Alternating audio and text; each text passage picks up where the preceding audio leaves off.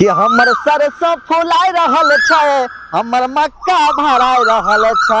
लगे छै फसल बहुत खिलखिलाए के भले है, किसान का बहुत फायदा है।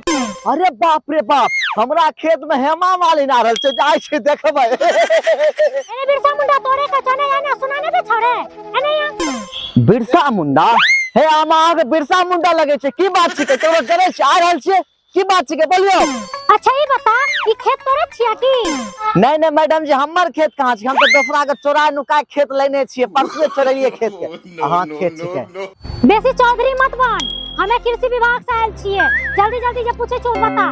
हाँ अहाँ कृषि वैज्ञानिक छियै? आय तोरी हमें सोचलिए हेमा मालिन आ रहल छै, बताइयो की काम छै? अच्छा ये बता ई बार फसल की स्थिति छै? मैडम जी अब की बार फसल हरियर हरियर हुआ है, पिछला बार पानी नहीं था तो सब सूख के चुरमुरा गया, तो इस बार बढ़िया हुआ है। अच्छा ठीक छै, हमरा झगरू यादव के घर जाए के छै, तोरा पता छै झगरू यादव के घर कोन छियै? हमरा बता दे। मैडम जी झगड़ू यादव हमरे पप्पा के नाम छै, की काम छै बताइयो के ना? अच्छा अच्छा तोरे पप्पा झगरू यादव छियै, शकल से त नहीं लागे छै। की मतलब जो शकल नहीं मिले छै? हैं शकल नहीं मिले छै, कोई जाने छो? हमरा पप्पा के बड़का बड़का दाढ़ी आ गेल छै, शकल नहीं मिले।